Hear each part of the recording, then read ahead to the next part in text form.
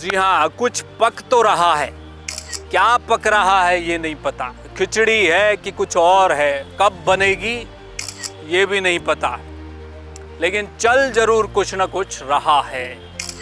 पहले मुख्यमंत्री दिल्ली हो आए, दिल्ली में मेल मुलाकातें होने लगी और उसके बाद वापस आए, फिर अपने कामकाज में व्यस्त हो गए। फिर इधर निवेश का एक उत्सव हुआ, सब कुछ देखकर लग रहा था कि सब कुछ ठीक ठाक है क्या, लेकिन उसके बाद अचानक दिल्ली में सांसदों की परेड हो गई। अमित शाह के आगे मामला बताया गया कि कुछ और है, एक फ्रॉड स्कैम बहुत बड़ा उत्तराखंड का, उसको लेकर चर्चा हुई। लेकिन जहां सांसद मिले उसके बाद ठीक दिल्ली से एक संदेश लेकर बीजेपी के शिव उत्तराखंड आ गए, मुख्यमंत्री से मुलाकात की। अब कौन सा मैसेज फूंक कर गए हैं मुख्यमंत्री के कान में, ये आने वाला वक्त बताएगा। अब ये कैबिनेट विस्तार की चर्चाएं हो रही हैं या बिस्तर कैबिन में जाने वाला है, ये भी नहीं पता। नमस्कार, जय भारत टीवी देख रहे हैं आप, मैं हूं हेम भट्ट।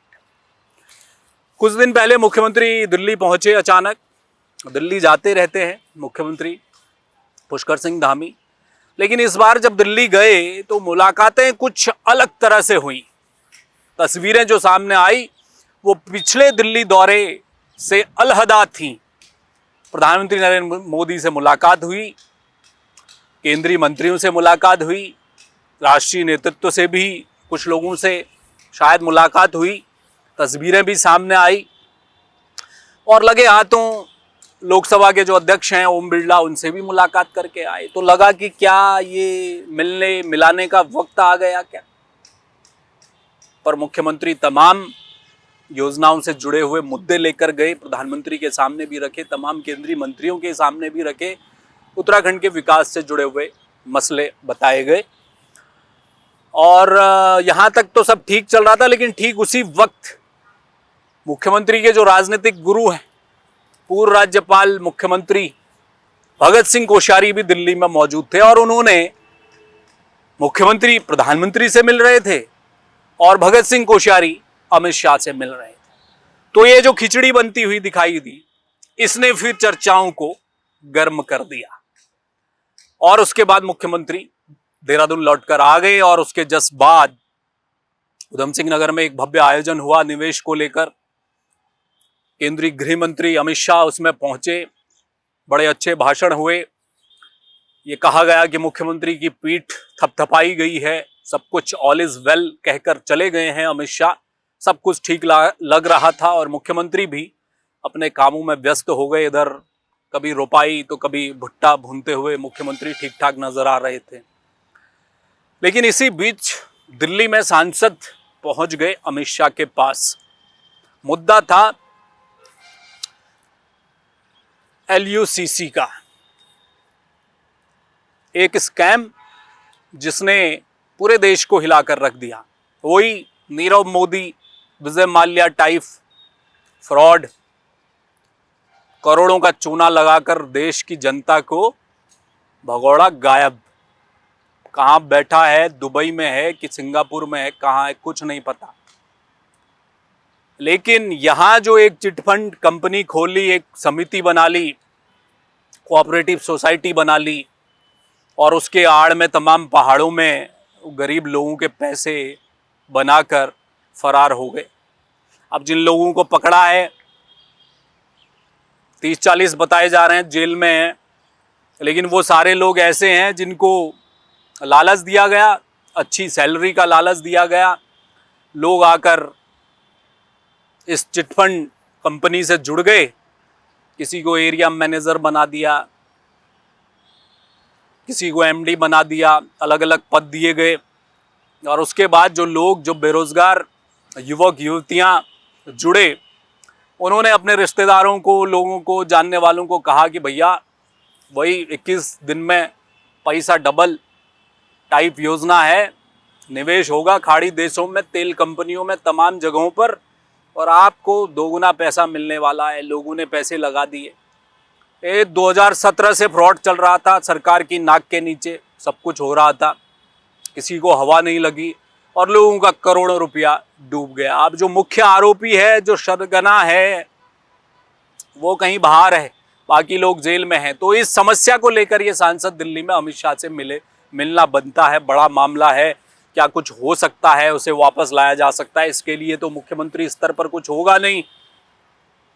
तो अमित शाह से मुलाकात सांसदों ने की। अजय भट्ट उसमें थे, नैनीताल उधम सिंह नगर के सांसद अनिल बलूनी थे और माला राज्य लक्ष्मी शाह थी।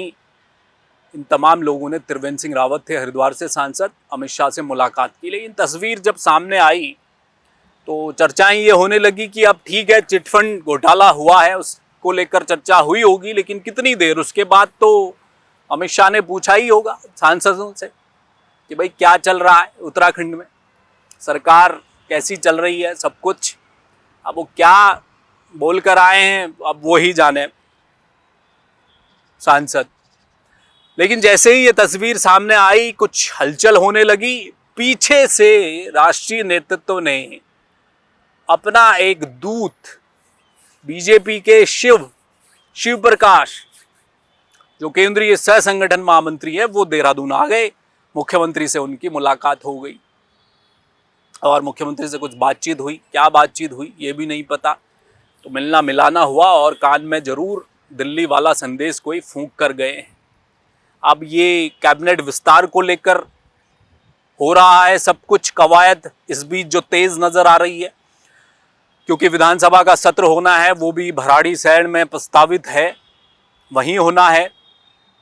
और इधर उत्तराखंड के चीफ जस्टिस राकेश थपलियाल का एक जो टिप्पणी बड़ी वायरल हुई, उसने लोगों को झकझोर दिया। ऐसा लगा कि बिल्कुल पहाड़ की आवाज़ तो यही है कि गैरसैंण में राजधानी होनी चाहिए। अगर होती तो अब तक विकास पहुंच चुका होता गांवों तक, पहाड़ों तक। वो नहीं पहुंच पाया, तो चर्चा अब गैरसैंण राजधानी को लेकर भी होने लगी है। वहीं सत्र होने वाला है, संसदीय कार्य मंत्री है नहीं, विधायी कार्य कौन देखेगा, मुख्यमंत्री के जिम्मे है। इस समय 4-4 सीटें कैबिनेट की खाली चल रही हैं। वैसे बीजेपी इस बात का लोड तो लेगी नहीं कि संसदीय कार्य मंत्री नहीं है तो भैया पूरा कैबिनेट का रिसफल कर दो या नई कैबिनेट बना कर दे दो।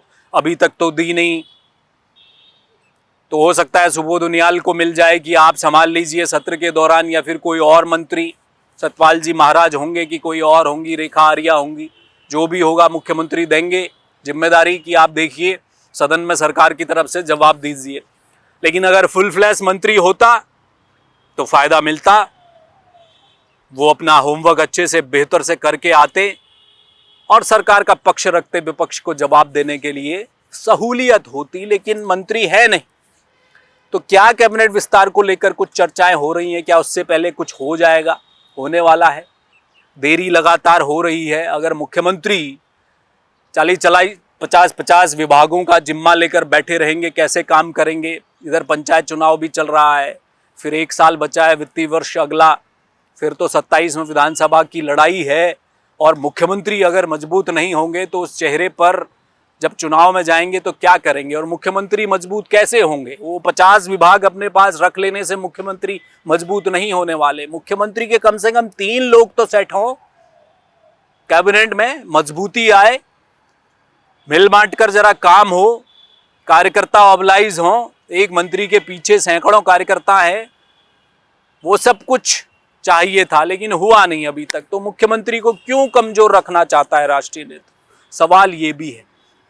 तो ये तमाम चर्चाएं चल रही हैं, दिल्ली से देहरादून तक हलचल बढ़ी हुई है, तमाम तस्वीरें आ रही हैं। और हर बार जब मुख्यमंत्री दिल्ली जाते हैं तो कोई ना कोई हलचल जरूर शुरू हो जाती है। वो तस्वीरें कुछ इस तरह से आती हैं और वो मेल मुलाकात का जो सिलसिला शुरू होता है उसमें कुछ ऐसी चीजें आती हैं कि सोचने पर मजबूर कर देती हैं कि भाई ये फिर क्या हो रहा।